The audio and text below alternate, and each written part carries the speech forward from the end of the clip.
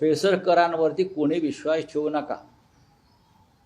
केसरकर हा सावंतवाडीचा डोमकावळा आहे, बरं का. त्यांच्यावरती विश्वास ठेवू नका.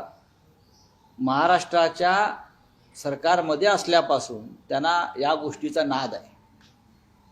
ते अनेक जंगलामध्ये जाऊन विधी करतात असे त्यांचे सहकारी सांगतात. असद नादिक म्हणून काही काळ तुमच्या पक्षात होता. कोण कोण केसरकर होते ना. मी कुठे म्हणतो नाही म्हणून. ते आमच्या सरकारमध्ये होते. ते नंतर दुसऱ्या सरकारमध्ये गेले.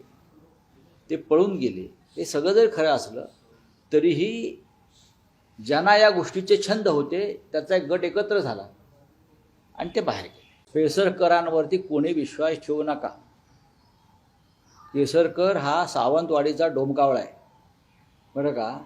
त्यांच्यावरती विश्वास ठेवू नका.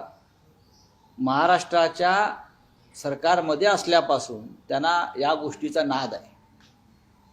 ते अनेक जंगलामध्ये जाऊन विधी करतात असे त्यांचे सहकारी सांगतात. असद नादिक म्हणून काही काळ तुमच्या पक्षात होता. कोण केसरकर होते ना. मी कुठे म्हणतो नाही म्हणून. ते आमच्या सरकारमध्ये होते. ते नंतर दुसऱ्या सरकारमध्ये गेले. ते पळून गेले. हे सगळं जरी खरं असलं तरीही ज्यांना या गोष्टीचे छंद होते त्याचा एक गट एकत्र झाला आणि ते बाहेर गेले.